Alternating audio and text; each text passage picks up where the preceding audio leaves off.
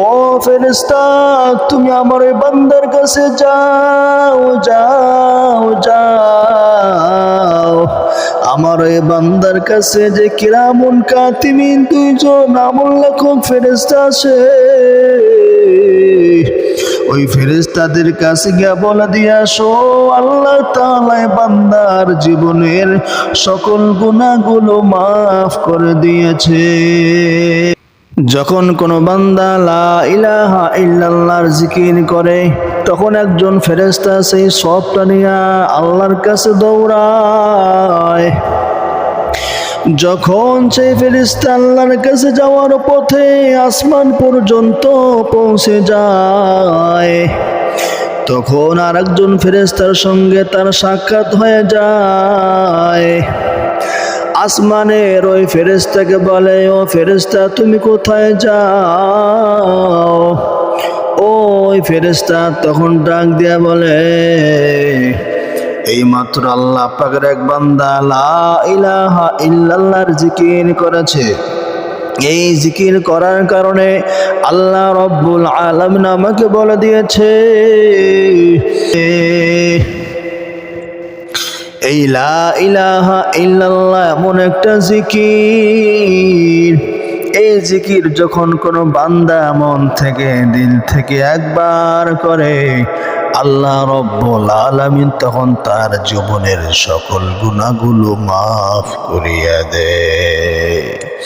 আল্লাহ নবী সাল্লাল্লাহু আলাইহি ওয়াসাল্লাম বলেন, যখন কোনো বান্দা জিকিরটা মন থেকে দিল থেকে একবার পড়বে, আল্লাহর নবী বলেন ওই বান্দা জান্নাতে হয়ে যাবে, জান্নাতের মেহমান হয়ে যাবে।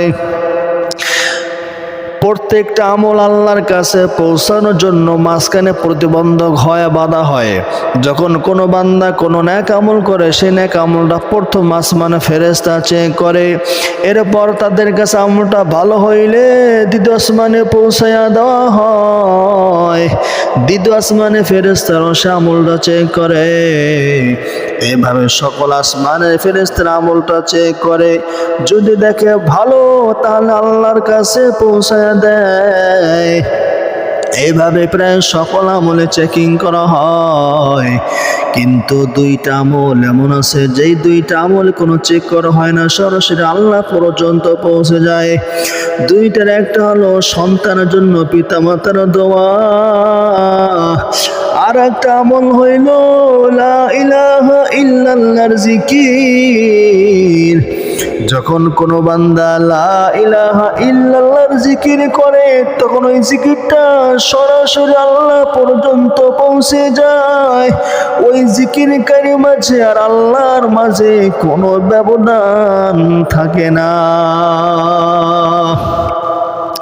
এই লা ইলাহা ইল্লাল্লাহ কেউ যদি পড়ে বিপদের সময় আল্লাহ রব্বুল আলামিন তার বালা মুসিবত তার বিপদ আপদ দূর করিয়া দেয়। এক জালেম বাদশাহ, তার সাথে মুসলমানদের সাথে তুমুল লড়াই হইল, যুদ্ধ হইল। ওই যুদ্ধে মুসলমানরা বিজয় হইল। মুসলমানরা বিজয় হওয়ার পর সে জালেম বাদশাকে বন্দী করলো। বন্দী করার পর সিদ্ধান্ত নিল তাকে অত্যন্ত কষ্ট দিয়ে তাকে মেরে ফেলবে। কারণ এই জালেম বাদশাহ মুসলমানদেরকে অনেক কষ্ট দিয়েছে, অনেক নির্যাতন করে, তিলে তিলে ধাপে ধাপে হত্যা করেছে। সুতরাং তাকে মারার জন্য একটা উত্তপ্ত পাতিল গরম করলো। পাতিলের মধ্যে তেলও দেয় নাই, পানিও দেয় নাই, শুধুমাত্র একটা পাতিল। সে পাতিলটা আগুন দিতে দিতে প্রচন্ড পর্যায়ে গরম করে ফেললো। এরপর সে পাতিলের মধ্যে সে জালেম বাদশাকে ছেড়ে দিল। এই পাতিল মধ্যে পড়ার কারণে ওই বাদশার চামড়া খসে পড়লো, কুস্ত খসে পড়তে লাগলো, হাড্ডিগুলো বের হতে লাগলো। সে বাঁচার জন্য তার ভগবানকে ডাকে, কিন্তু কোনো ভগবান তার ডাকে সাড়া দেয় না। পরিশেষে সে বাঁচার জন্য আল্লাহর উপর ঈমান আনলো। সে পড়ে নিল লা ইলাহা ইল্লাল্লাহ।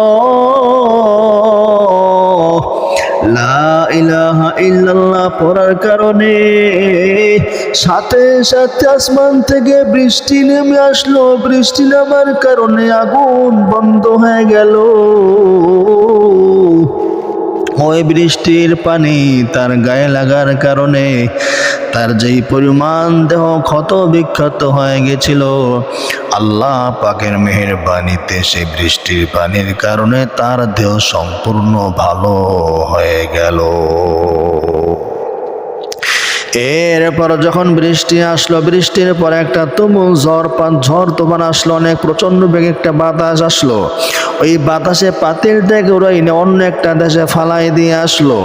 অন্য দেশে যখন পাতিলটা ফালাই দিল, লোকেরা সবাই তার কাছে ছুটে আসলো, সবাই তাকে চিনে ফেললো।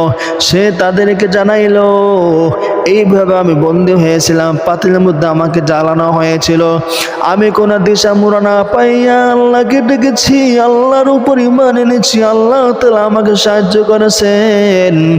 এই কথা যখন তাদেরকে জানাইলো, তখন ওই এলাকার লোকেরাও বাচ্চার কথা মতো আল্লাহর উপর ঈমান এনে মুসলমান হয়ে গেল। এই জন্য দেখবেন যারা দোয়া ইউনুস পড়ে তারা বিপদ থেকে বেঁচে যায়। কেন বেঁচে যায়? দোয়া ইউনুসের মধ্যে তিনটা অংশ। একটা অংশ হলো তাওহীদের অংশ, লা ইলাহা ইল্লা আনতা। 2 নম্বর অংশ হইল সুবহানাকা। 3 নম্বর অংশ হইল ইন্নী কুনতু মিনাজ জালিমিন। এই প্রথম অংশের মধ্যে বলা হয়েছে এই কালিমার কথা, লা ইলাহা ইল্লা আনতা, হে আল্লাহ আপনি ছাড়া কোনো মাবুদ নেই, আপনি আছেন। 2 নম্বর অংশ হলো সুবহানাকা, আল্লাহ আপনি পুত পবিত্র। 3 নম্বর অংশ হইল আমি বড় জালেম, আমি বড় পাপী, বড় অপরাধী, বড় গুনাহগার বান্দা বান্দি। যখন কোনো বান্দা এই দোয়া ইউনুস পড়ে আল্লাহর কাছে সাহায্য চায়, আল্লাহ রব্বুল আলামিন সাথে সাথে সে বান্দা বান্দিকে সাহায্য করেন। ইউনুস নবীকে আল্লাহ তাআলা সাহায্য করেছিলেন শত শত বছর পূর্বে। আল্লাহ তাআলা ওয়াদা করেছেন, ওয়াকাযালিকা নুনজিল মুমিনিন। এই দোয়া ইউনুস যারা পড়বে, আল্লাহ তাআলা ইউনুস নবীর মতো তাদেরকেও সাহায্য আর সহযোগিতা করে যাইবেন।